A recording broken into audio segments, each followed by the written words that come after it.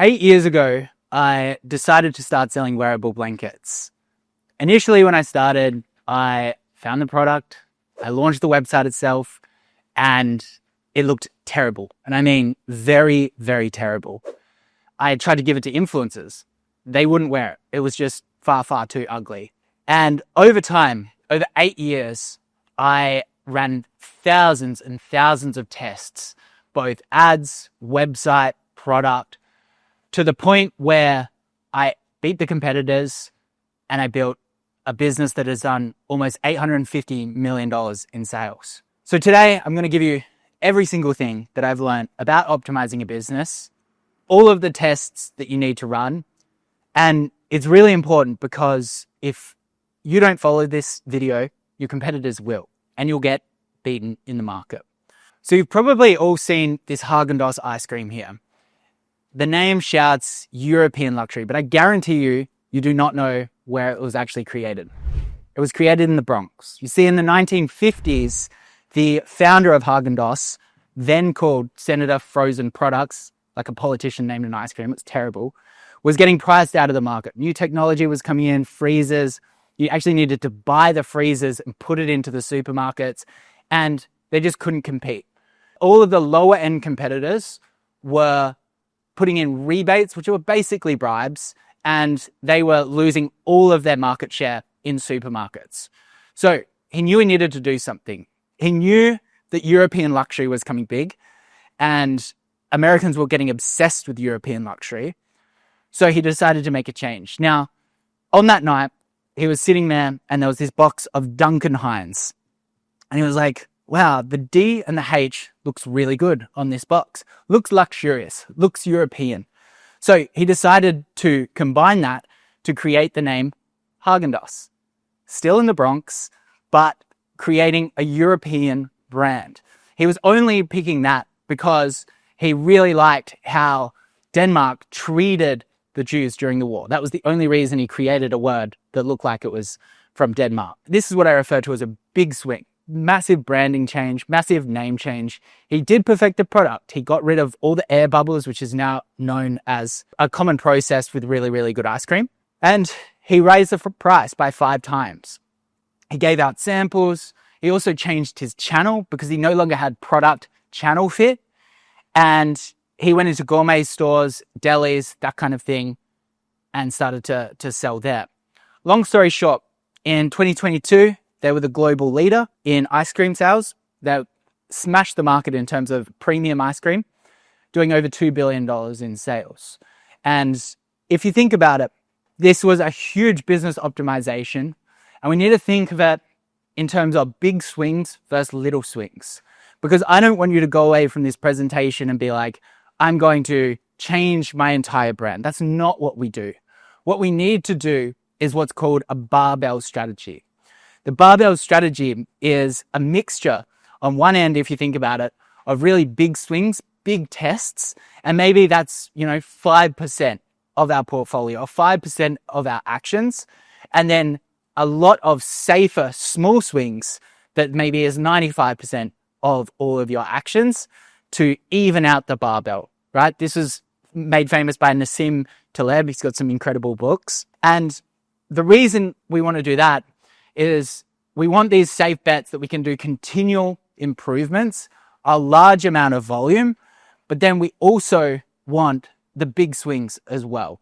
It's the middle ground that we don't really want because the big payout isn't there, but the risk is still there as well. So this is probably one of my favorite graphs ever. Compound interest, the 8th wonder of the world. I think Albert Einstein said that. He who understands it, earns it. He who doesn't, pays it. And I think this graph here is really, really important to look at. So on the top, we've got the exponential compounding graph. We've got a 1% improvement every single day. On the bottom, we've got a 1% worse every single day. We can see that we end up 38 times better if we're just doing 1 times improvement every single day versus we're actually going to 0.03. So how do we do this? How do we actually make sure that we're getting 1% better every single day? Because a lot of the optimizations that we'll do if we implement them and we're not confident that they are improvements, we're actually going to go the opposite way. And if we had 50% positive improvements and 50% negative improvements that were equally weighted, we would just stay stagnant. So we need to create frameworks so that we can optimize our business and optimize ourselves. So this table, keep this in mind the whole day. So on the left, we got number of annual tests. So let's start with the first one. We've got the 60 number of annual tests there with a success rate of 30%, meaning they win 30% of the time. There's a 1% revenue uplift for those winning tests. And therefore we only have 18 winning tests and we get 18% revenue uplift. So let's say we do 60 tests in a year and 30% of them work with that revenue uplift, we're going to get an 18% revenue uplift.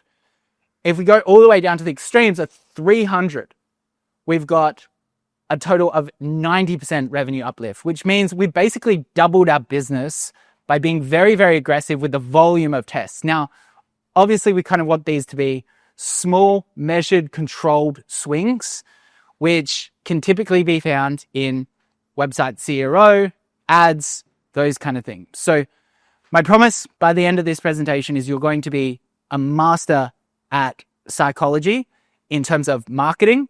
You're going to be able to run CRO tests. Like as soon as you finish this presentation, you'll go away and you'll be able to run a CRO test that could increase your revenue by 20-30% within 30 minutes. Like it's going to take a few clicks. Doesn't matter if you're technologically terrible, you'll get it done quite quickly. And then I'm going to give you the process pretty much to do this at mass scale. And for the small businesses in here, you're going to double your business from that. So big promises, I know. So this is the journey we're going to go on. We're going to go the psychology of the customers first. I'm going to go through a bunch of test ideas. These are test ideas that I have done that have made me lots of money and will make you lots of money. I'm going to go through how to prioritize. Remember that graph. We want as many wins as possible, minimizing the losses. How to scale your team, tools and hacks. And then at the end, maybe link in the bio online and come up to me after. I'll give you the 270 test ideas. So this is our pyramid of priorities with testing. The first one is motivation at the bottom. Now this is at the bottom because it's the most important. This is basically why the customer is clicking on your ad or why they're interacting with the website. There is just a whole history of behaviors, learnings, pain points that the customer has been taught to that point that we are either harnessing or fighting against, because I believe it's a marketer's job not to manipulate, it's to help people. It's to align the customer's wants and needs with what you are selling. And it can be simplified like this. Your customer's problem, need, and desire to their solution, aspiration, and outcome. That is your job as a marketer to close that gap. So when we're talking about motivation, we're going to ask ourselves these questions. Why is the customer here? What event triggered their interest? Are they desperate for a solution or just browsing? So let's give an example here. If my customer loves Joe Rogan, listening to Joe Rogan, and he's like, yeah, vitamin D supplements could help chronic fatigue. You're like, I have chronic fatigue. Or maybe you don't even have chronic fatigue. You're just like, I'm kind of tired sometimes. You haven't been diagnosed. Versus a person that goes to their doctor and the doctor says, you need to get vitamin D for your chronic fatigue. Compare the motivation of those two customers when they click on your Google ad and their likelihood of purchasing. It's just night and day. One of them is just so much more likely to buy it. We can even split the example a little bit more. Let's say it's vitamin D for a less chronic illness. It's like a small ailment versus something that is debilitating. Obviously, the motivation of that second customer is far more likely to buy. And we need to consider this when we're going through this. So I'm going to go through all of the fundamental desires that you can work on in terms of your marketing, your positioning. And I'm going to go through my two products and how we could angle towards those motivations and desires. And I want you to think how your product could be accustomed to that. So the first one is survival and safety. Now, Oodie, it's a bit of a stretch. We're not saving lives at the Oodie. We're just making people happy. But I guess we could say that, avoiding a cold, or it makes you feel less anxious because it's like a warm hug. Then Daily Mentor, this probably is a bit of survival and safety, because we're saying, we could say we're preventing you from going bankrupt because you don't understand cash flow forecasts, and therefore you're not going to lose your house and you can stay safe. There's a really good brand. It's a 9-figure e-commerce brand called Prepared Hero.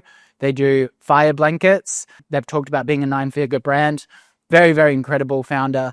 They sell blankets to save kids' lives, your kids' lives. Like, if that's not a clear safety angle, I don't know what is. So think about that, how that can apply to your product. The next is freedom and autonomy. Daily Mentor, super aligned with this, such as how to put your business on autopilot, run it how you like, and also have the freedom to live the life that you want because you're making so many profits. Oodie, if we go down the money angle, we save a ton of money on heating bills for people. So we can go down that angle. You can see how, rather than if just the average person started selling wearable blankets, they'd go, oh, this is a soft blanket, you're going to look really cute, It's like, no, like these fundamental human desires are going to change the motivation of the customer when they come onto our website and how it's positioned on the website to drastically increase conversion. So status and prestige. Now, Oodie, this is a really good one. Own a limited edition Hello Kitty Oodie. We design our products around status, around exclusivity. And status and prestige, the best example for this, Haagen-Dazs. So they changed their fundamental positioning, change their price, change their product to make people feel high status. Then we've got power and influence. So Daily Mentors, really good one. Destroy your competitors, live completely free, be someone worth, actually talking to in the space. So, and then we've also got belonging and connection. Oodie is, we've sold over 10 million Oodies. You're belonging to a community. We could run that social proof angle. And Daily Mentor, obviously a huge belonging and connection. We've got over 350 members there that you can all hang out and learn from. Pleasure and enjoyment. Oodie, perfect addition to your Netflix night and Uber Eats night. Daily Mentor, you can buy a plane with all of your profits. Plenty of enjoyment there. And then pain avoidance. Oodie worked really well with those freezing cold mornings. I live up in the Adelaide Hills, which is like freezing overnight. And when you get out of bed up there, it's so cold. We're trying to really empathize with the customer and communicate how cold that moment is, because they all remember it, is the key to making some of those ads work. So how do we find these massive pain points or these angles? One of the first ones is Reddit. So I've got some examples up here. I just wrote in Oodie and Reddit, and you can see this is like just 9 months ago. They're talking about how cats absolutely love Oodies. Obviously, we can create a cat Oodie, or we could run an angle where the cat is curling up onto the product. So that's a pretty simple one. If your product doesn't have already customers talking about it, you can just search the categories. So here I've just wrote in ice bath problem, and the top result is ice bath keeps getting yellow/orange scum on the walls. Is there an option which isn't drain, clean, and refill? Now, if I am selling an ice bath that doesn't need to be constantly changed over, let's say it's a permanent one, I would literally just copy and paste that language there and put it as a hook, because I now know that this is the fundamental motivation behind those customers, which is really important. So the other option is we've got surveys. Now, people don't actually know this, but there's 3 types of surveys. Obviously, pre-purchase is before they make the sale. There, you go onto the website, and it's like as they're about to exit, there's an exit intent pop up, and it's like, why didn't you purchase today? What's the difference between the competitors that you've seen and our product? But really emphasize, why didn't you purchase today? Why are you leaving our website? Because you'll get a ton of insights. And you really want it to be open-ended questions. This is similar to post-purchase. You get obviously you're getting a cohort that have purchased, which is a better cohort, but at the same time, a lot of their objections are going to be the same. Now, one thing to remember, the number one objection for 99.99% of brands in surveys is going to be price. Why weren't you free? Why weren't you just a charity? That's what they're going to ask. And you can just ignore that and go to the second option.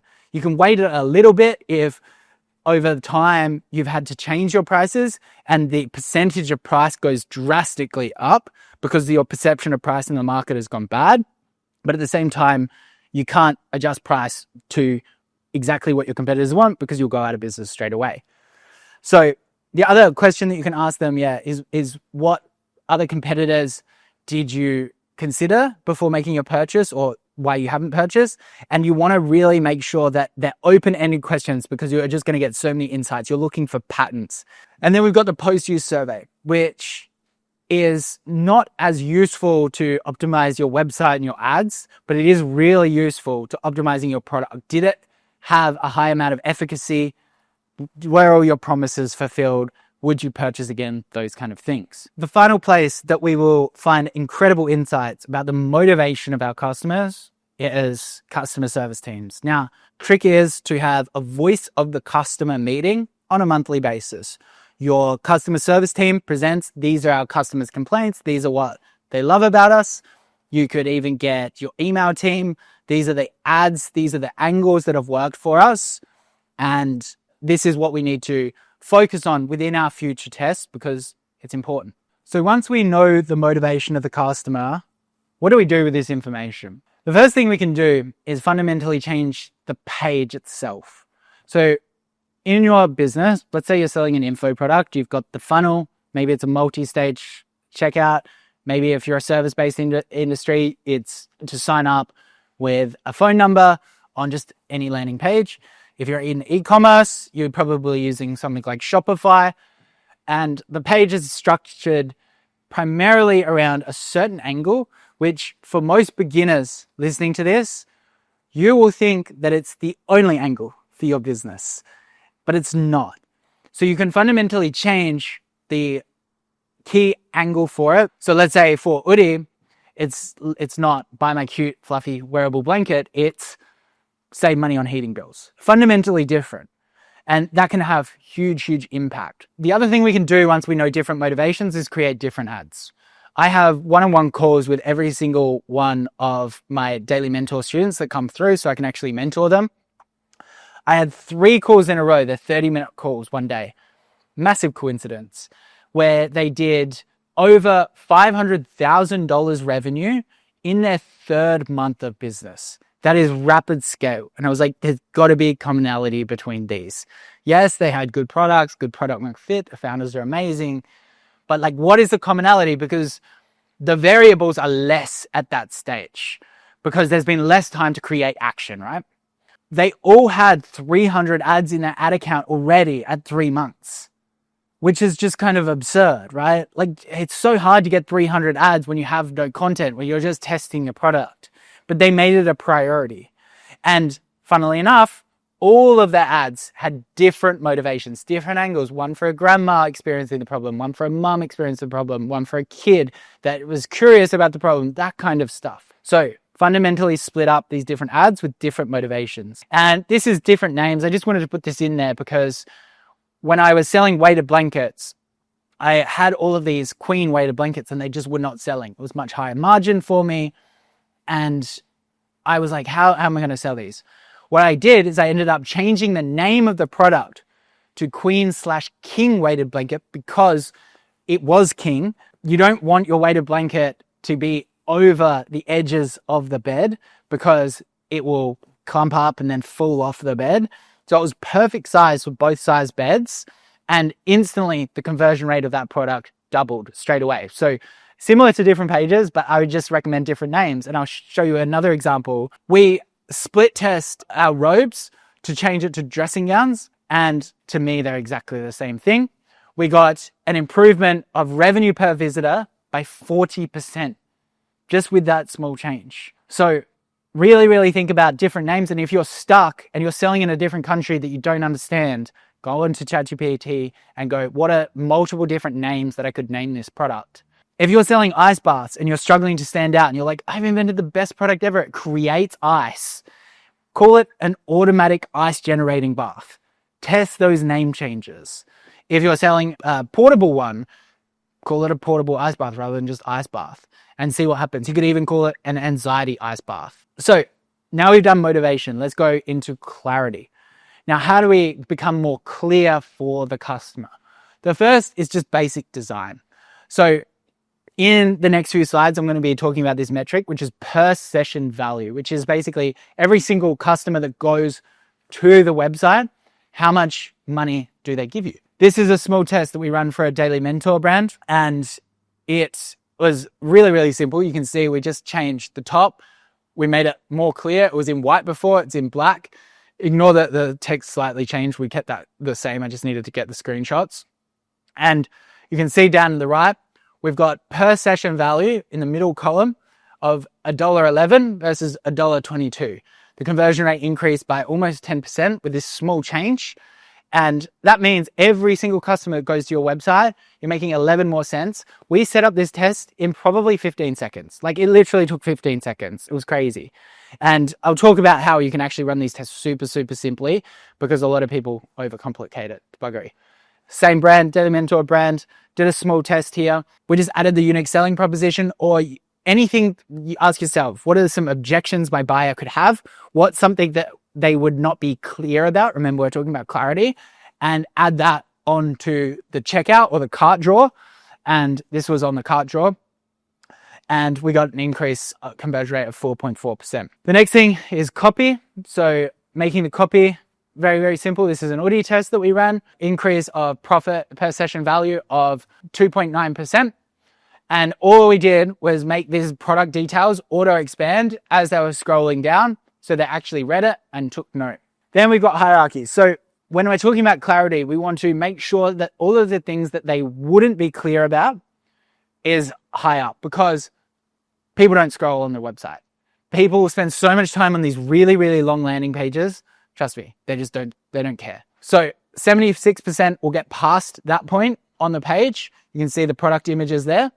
Then 38% will get to the details. Now, granted, the 38% that get all the way to the details and read them, they're pretty high intent. They're actually researching. But this is why images are so important, because if we're looking at this, we can see above here, if 76%, like, everyone's seeing that section, if we don't capture them without images and we're using crappy images, we're just done for. So this was one of our Shark Tank investments. They're doing incredibly well. So we've got the images on the left which they've shot. You can see there's different grading, different backgrounds, different size. There's negative space in between his head and his toes, versus the second image where there's a lot of consistency.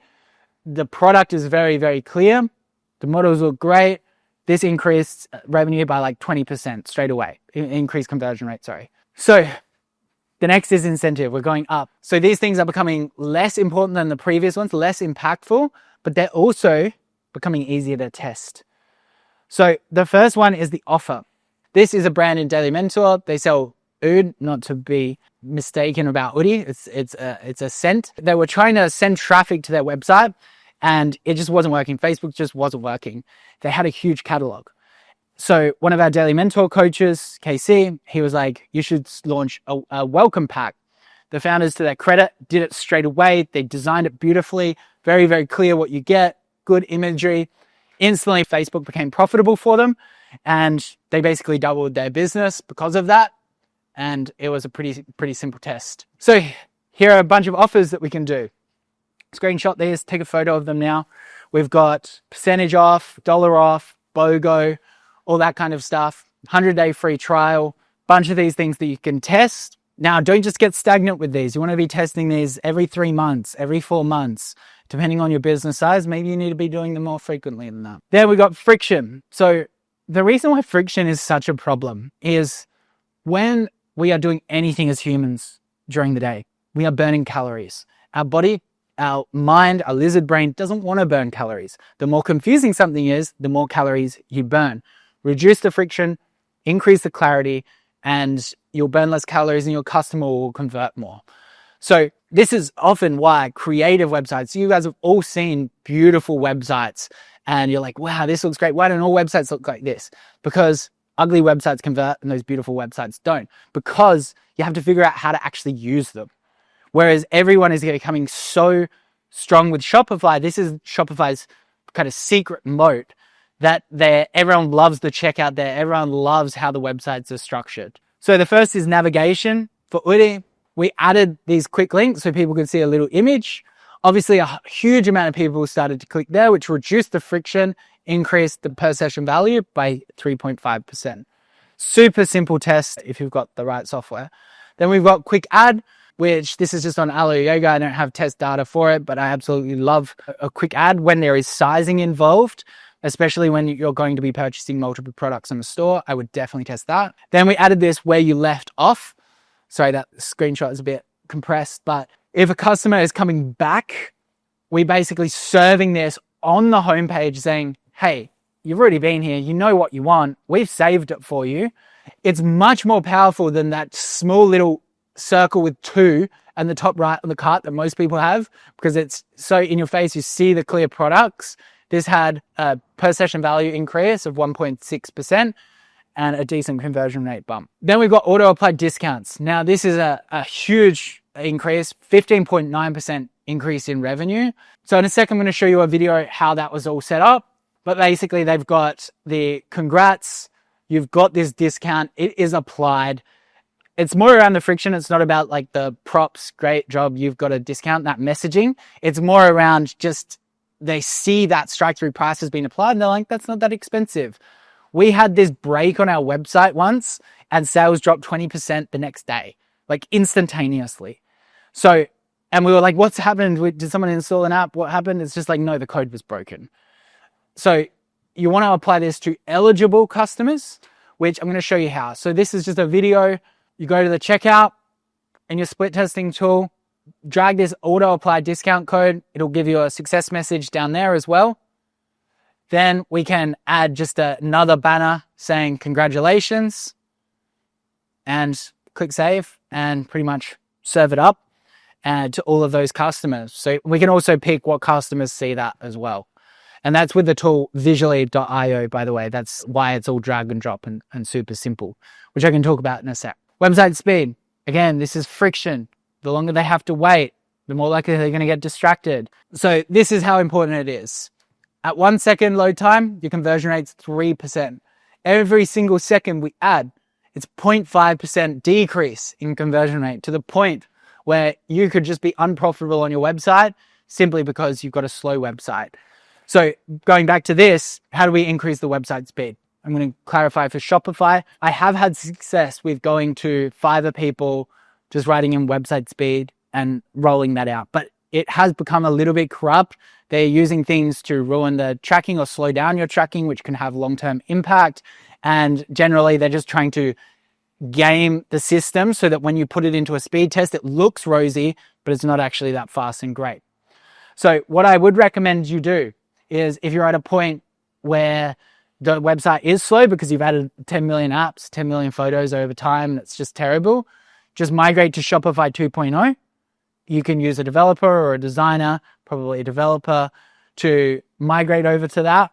Keep the design pretty much exactly the same if you're already a successful brand, as close as you can as possible. Get the developer to set up the website so that you can still use the drag and drop, and just compress the images. But as soon as you migrate over to that code base, you'll get a huge bump if you're not already there.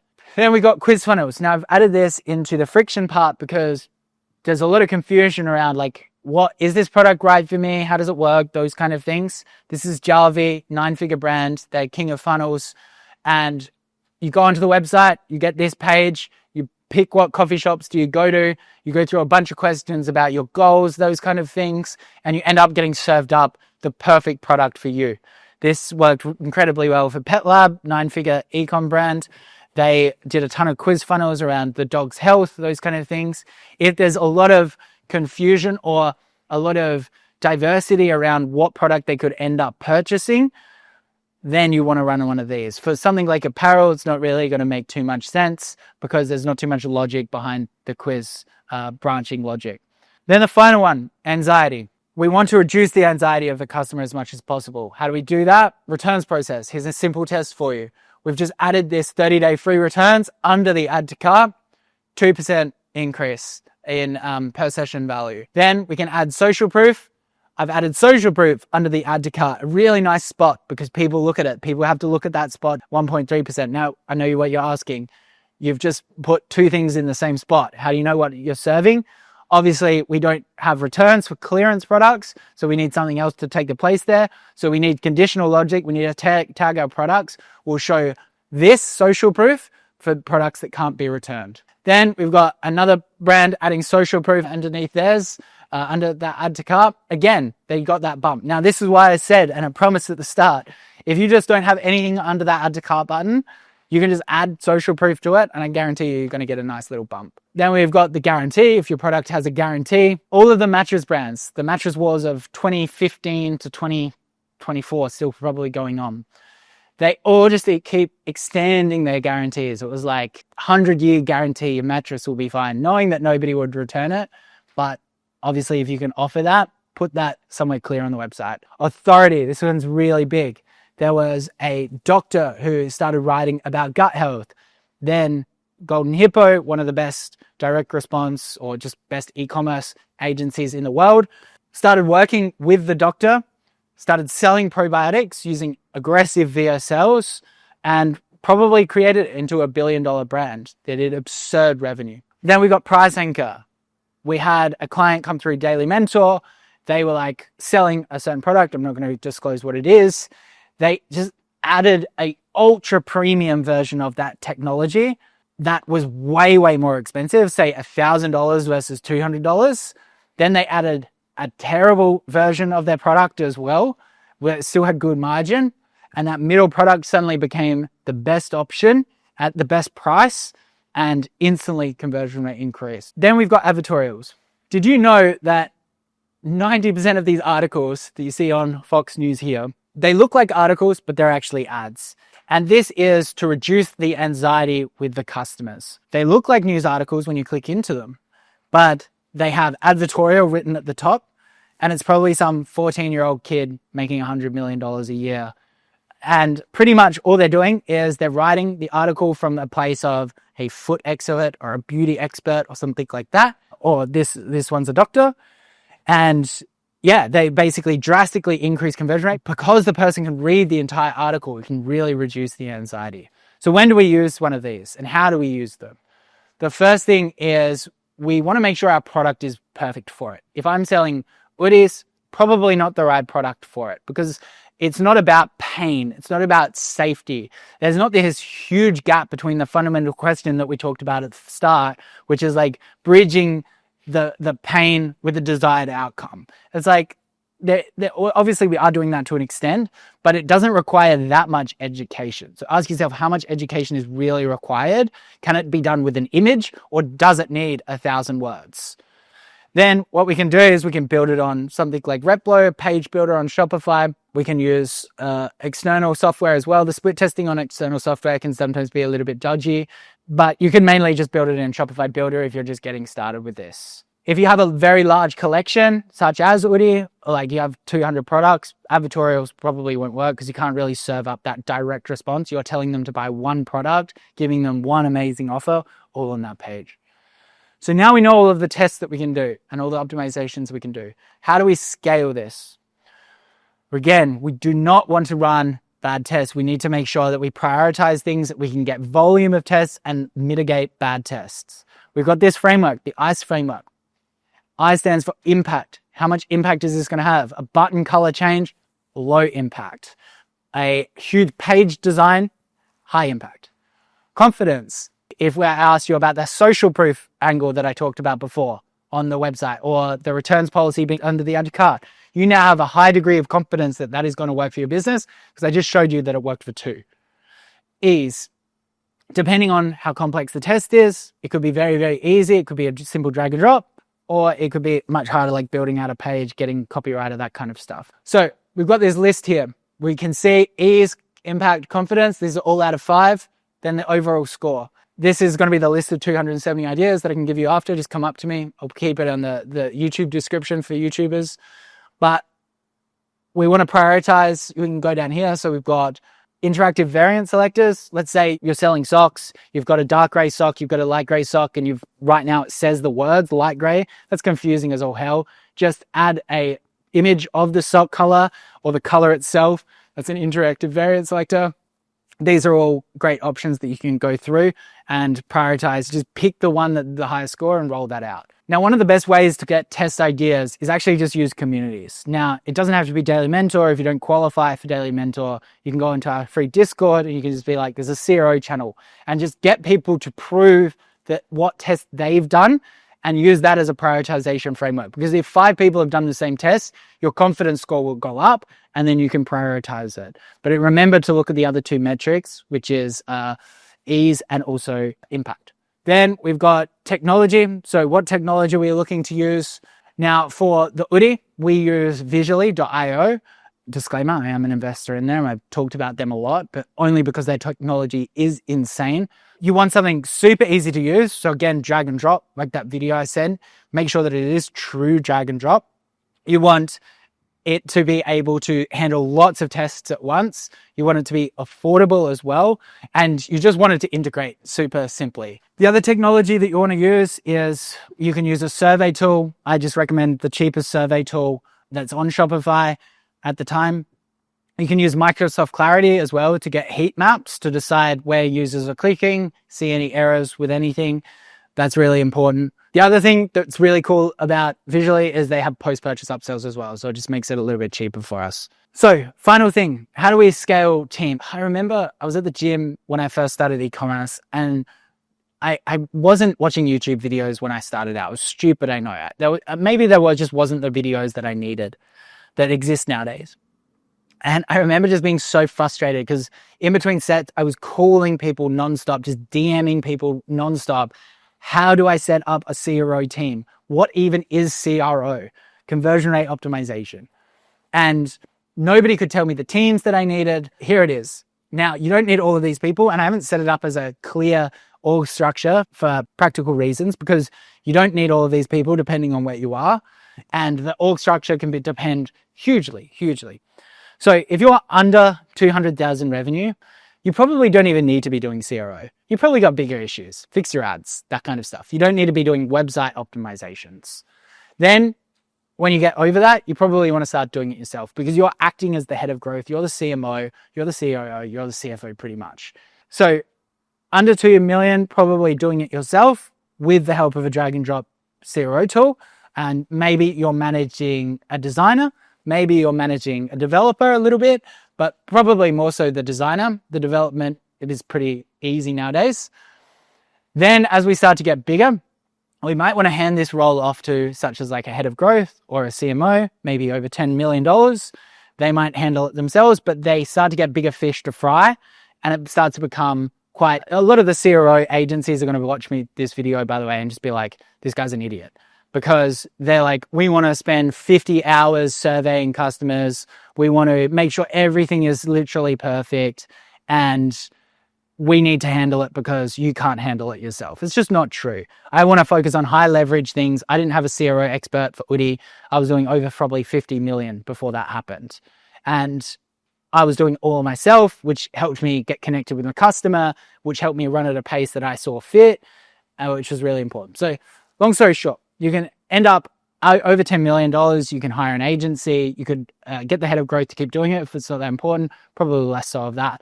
Or you can hire a dedicated CRO specialist role or a funnel manager to start owning that role, and they will have all of those people underneath it, such as the data analyst, designer, developer. There's a lot of ways to cut it.